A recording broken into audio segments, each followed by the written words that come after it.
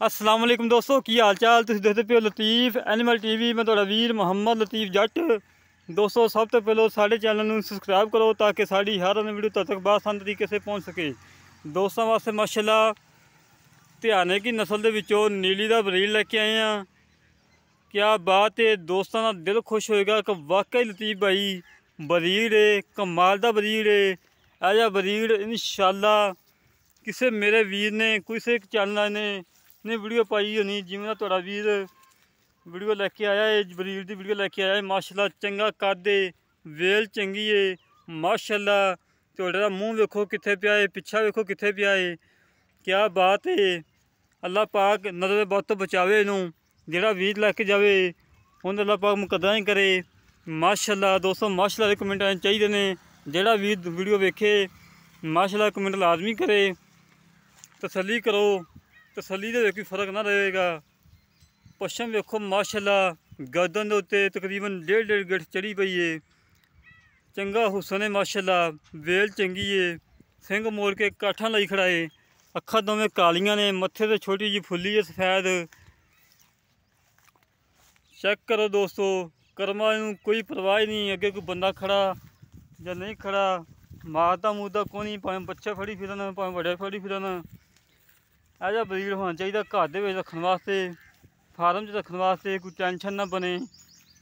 माशाल्लाह पुट्ठा वेखो दोस्तों, 4 तो 5 फुट चौड़ा माशाल्लाह पुट्ठा है। खुडा वेखो, कद वेखो दोस्तों माशाल्लाह।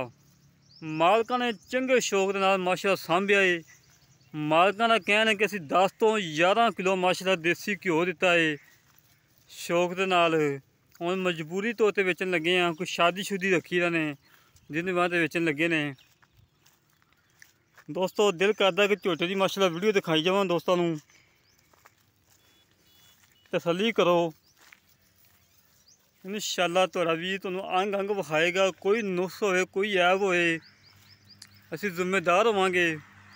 बिल्कुल बेऐब है, बेदाग है, कर्मा कोई दाग शाग नहीं हैगा। इन्हूं लम्मा इधर लै जा, लम्मा टोक को दोस्तों दिखाओ। कोई कंडा छंडा कोई सरन वा किसी किस्म का कोई नुक्स ऐब ना हो माशाल्लाह जी माशाल्लाह। इतना प्यारा बरीड, इतना हसीन, इतना माशाल्लाह हुसंदा काजल। बाकी गल्लां पता करने मालकां नाल की हिसाब किताब है। आ जा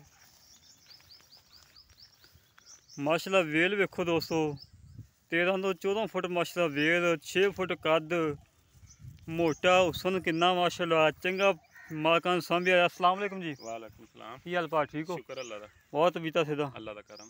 अच्छा जी, ये अपना केड़ी नस्ल दा बरीड? ये अपना ध्याने दी नस्ल चों लिआंदा दरिया तो। रात ले तुसी हाँ जी, ध्यान वैसे संडा दिंदे तो नहीं है, तुसी किवें ले आई? असीं छोटा जिहा लिआंदा, बड़ियां सिफारिशां पा के लिआंदा सी। फाशे पागल। हाँ जी, अच्छा जेडे ने बच्चे जमे कट्टियां दिंदे कि कट्टे दिंदे? कट्टियां।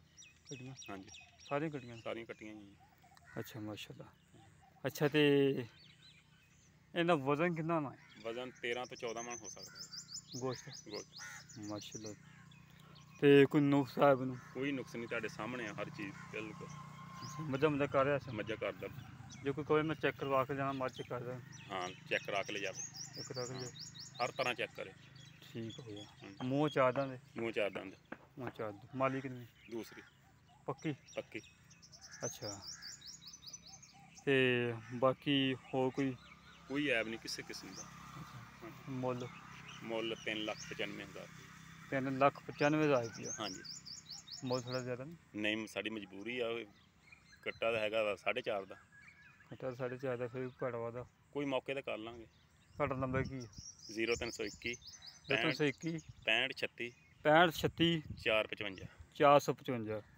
दोबारा फिर बोलो। 0321 हाँ जी 65 हाँ जी 36 36 455। 455। ना दोस्तों मालका नंबर भी देता है 0321 65 36 36 65 36 455। 455।